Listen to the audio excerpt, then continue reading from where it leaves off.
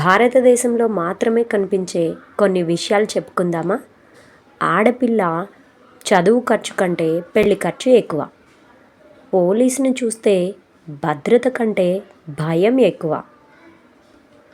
ఫోన్లు పగలకుండా ఉండడానికి స్క్రీన్ గార్డులు వాడతారు, కానీ ప్రాణాలను కాపాడే హెల్మెట్ మాత్రం వాడరు.